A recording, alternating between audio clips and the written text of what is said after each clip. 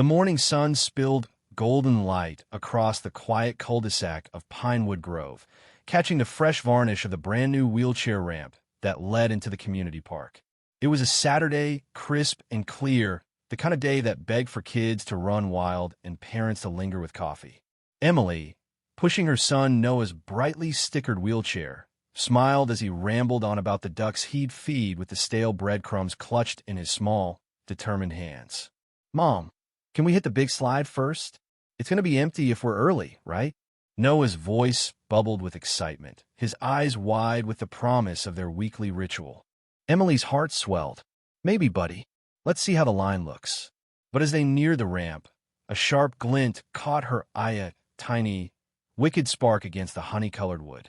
She slowed, unease prickling her skin. Something was wrong. "Hang on, Noah," she said, her voice still light but her eyes narrowing.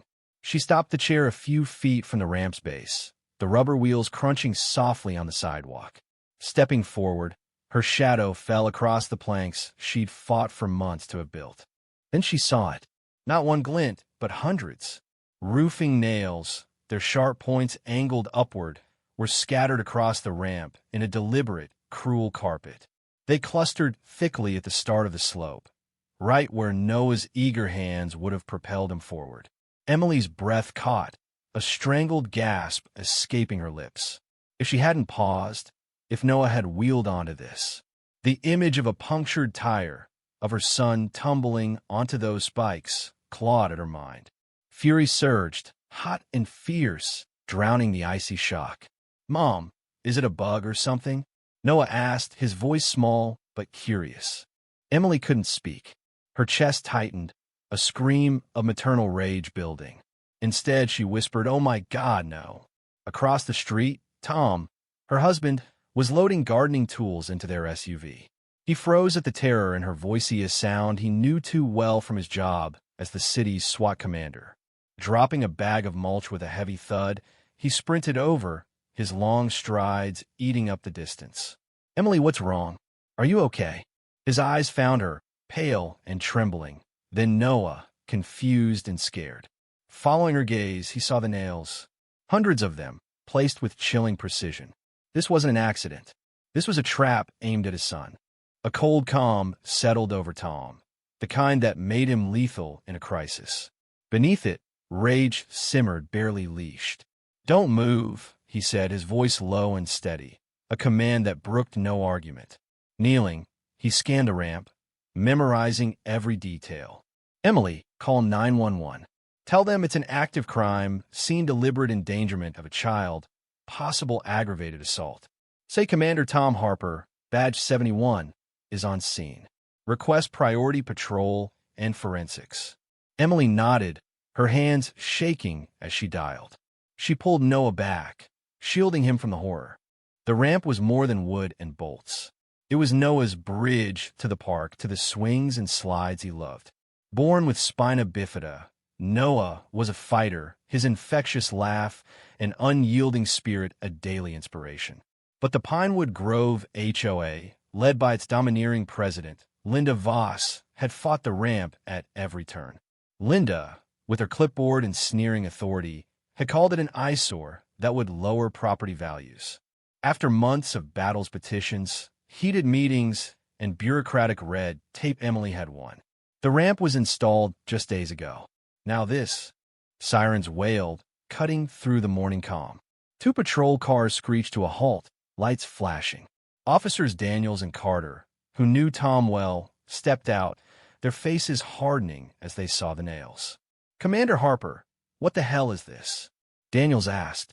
Tom's voice was chillingly calm. "Someone turned my son's ramp into a minefield. I want this cordon off, photos taken, samples collected. Check for cameras. Canvass the neighborhood." The officers moved swiftly, taping off the area as neighbors gathered, whispering in shock. Tom's phone buzzed. It was Lieutenant Jake Torres, his second in command. "Tom, dispatch said there's a situation at your address. You all okay?" Tom glanced at Emily, now hugging Noah tightly. "We're safe, Jake, but this is deliberate, hundreds of roofing nails on Noah's ramp. I need the best forensics team, Harding if he's free, and a K-9 unit." No corners cut. Jake didn't hesitate. Harding's on his way. I'll get the lab and K-9 rolling. Anything else, you call me direct. Within minutes, the street transformed into a crime scene. Forensics techs in white suits photographed the nails, each treated as critical EVY denke. Detective Harding, a grizzled investigator, conferred with Tom. A K-9 officer prepped his dog, Rex, to track scents from the ramp. News vans arrived, cameras rolling, sensing a headline. SWAT commander's disabled son targeted in vicious attack. Then Linda Voss appeared, striding from her pristine house 2 doors down. Dressed in crisp linen, she marched toward the tape, her face a mask of indignation. Officer Daniels, what is this chaos? This is a respectable neighborhood. These vehicles and news crews are a blight. Daniels stared her down. Ma'am, this is a serious crime scene. Stay back. Linda scoffed, eyeing the ramp with disdain. Over that ugly thing? Did someone trip on its shoddy construction? I warned the city it was a hazard. Tom turned, his eyes like ice. Mrs. Voss, are you aware someone scattered hundreds of sharp nails on that ramp this morning? Nails that could have maimed my son or any kid in this park. Linda's composure flickered, but she recovered. That's ridiculous. Probably careless workers or delinquent teens. This neighborhood's gone downhill. Harding stepped in, notebook open. These nails were placed deliberately, points up. This is felony assault. Seen anyone suspicious near the ramp last night or early this morning? Linda bristled. I was home, as any decent person would be. I resent your tone, detective. But a neighbor, Mrs. Garcia, stepped forward, clutching her dog. Detective, I was walking Chico at 5:30 this morning. It was dark, but I saw someone by the ramp, bending over, doing something. They wore a beige windbreaker and a wide-brimmed hat like Mrs. Voss's gardening hat. When Chico barked, they hurried toward her house. Linda's face flushed. That's a lie. She's bitter because I cited her for her messy lawn and yappy dog. Another neighbor, Mr. Patel, spoke up. My porch camera covers the street and ramp. It's HD, motion activated.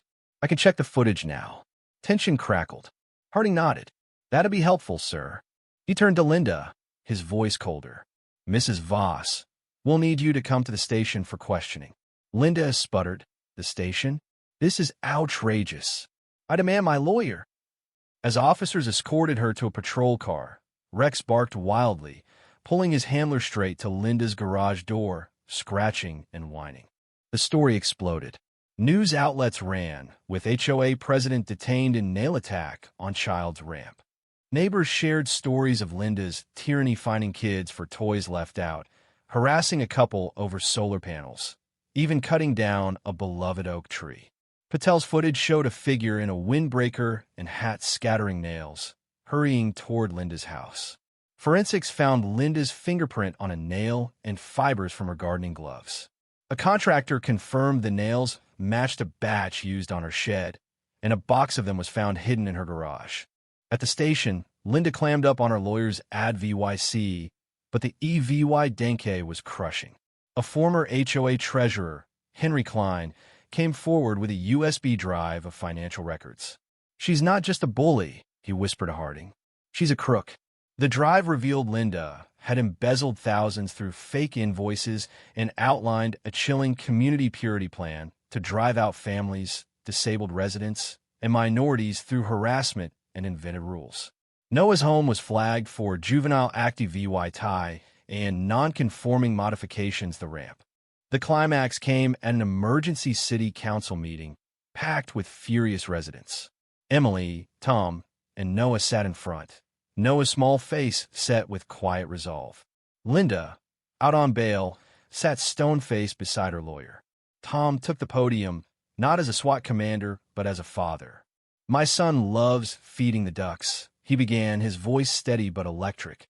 That ramp was his path to being a kid. This wasn't just an attack on Noah, it was an attack on kindness, on decency. He laid out the EVY denke, his voice breaking only when he spoke of Noah's fear. The city attorney revealed Klein's findings, embezzlement, discriminatory emails, and Linda's hateful plan. The crowd gasped, then roared in outrage. Linda's lawyer claimed she was a victim of a witch hunt, but Linda snapped, standing abruptly. That ramp was a hazard. I was protecting property values. Those kids are a nuisance. Boos erupted, but Noah's voice cut through, amplified by a microphone. The ramp helps me play. Why would you be so mean?